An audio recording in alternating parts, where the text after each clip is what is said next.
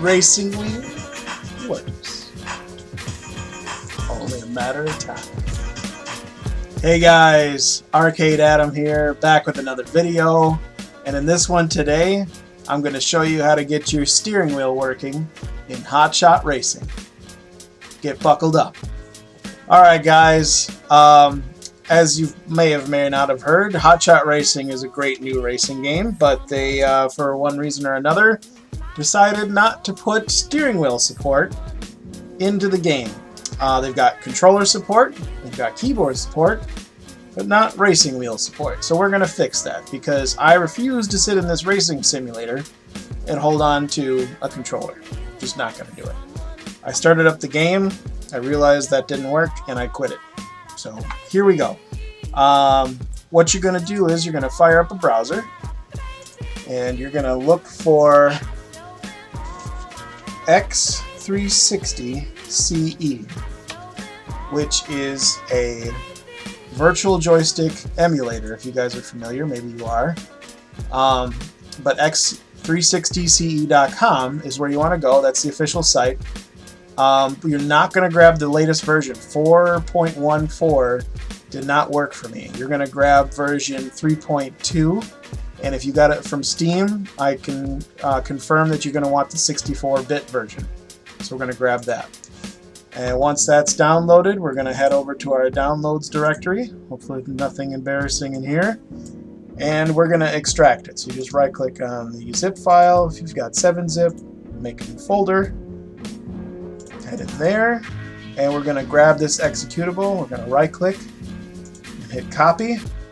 And like I said, if you've got it installed on Steam, I'm going to fire up Steam, head over to your library, right-click Hotshot Racing, go to Properties, and we're going to go to Local Files, and then Browse Local Files.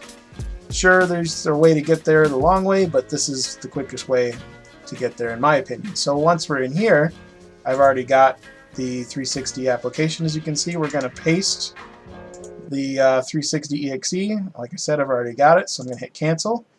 And in your directory, you're not going to have this X-input DLL or this temp file or this ini file. Those are the things it's going to create. The next important thing that you need to do is when you run this for the first time, you've got to right click and make sure you hit run as administrator. And it's going to come up with something similar to this. The first thing you'll see, and I'll pull up these instructions that I use because it's got a nice screenshot.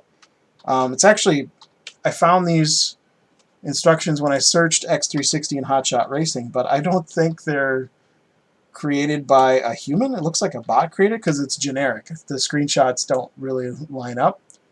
As you can see, this is actually for Mortal Kombat 10. But anyway, it works for Hotshot Racing too. So the first thing you're going to see here's, we're already on step 5, and it's run as administrator, and you will see this X input DLL was not found, and you're going to hit create. So you want to do that.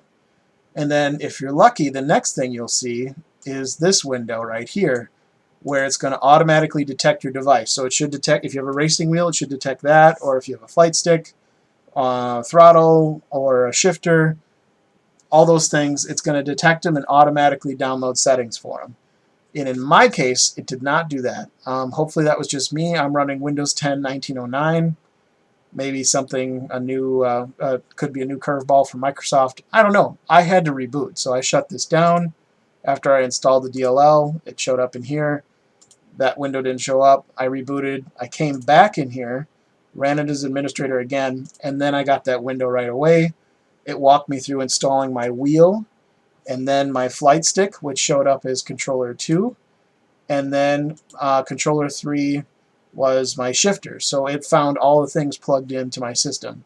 Right now we're just going to focus on controller 1. I guess technically if you had 2 race wheels and they didn't, interfere with each other, you could technically get 2-player going that way, but that'd be complicated. Split screen. Anyway, different video. So assuming you got the automatic downloads working, so what that does is it goes out and finds community settings. So somebody already did the hard work and they mapped it. So if you check it out on my screen here, if I press the pedal, it's already right trigger. So that's gas. If I press brake, it's already left trigger. If I steer left, it's already mapped to left analog. And then also I've got my X, Y, A, B buttons, and my bumpers are shift. That's it. You don't have to do anything. If those downloads automatically worked, great, you're good to go. You don't need to map anything, though I do want to figure out right now my for me this would be my boost button is also mapped to gas. I want to see if I can figure that out for the A button, so it's boost in Hotshot Racing, but I'll figure that out later. For everybody else, just hit save, minimize this, head back to Steam, hit play, and I turn my volume down so we don't get rid of all the headphone users, and you will hear a chime. When the game starts up, you'll hear a chime right then on that startup screen, and that lets you know Xbox 360 CE is running in the background. It found your controller, and you're mapped, and you're good to go. And if everything's working correctly, we can skip the screens with A, and our menu should work. Yeah, check that out. We get single race mode, and we can change our lap count with the directional pad. And we can hit start. Let's do a race. I'll see you guys on the finish line. Thanks for watching this video. It was a quick one, but I just wanted to share this because I know it's a very popular game. Really appreciate all the support I'm getting in the channel. I'm cruising towards 500 subscribers, and that's fantastic. I can't say enough to thank you guys for all the support. I never thought 500 people would show up to hear me ramble about things that people can easily Google, but I love making this content for you guys, and I'll keep making it if you guys keep showing up. So I really appreciate it. I want to get to 1,000 subs so we can live stream this stuff.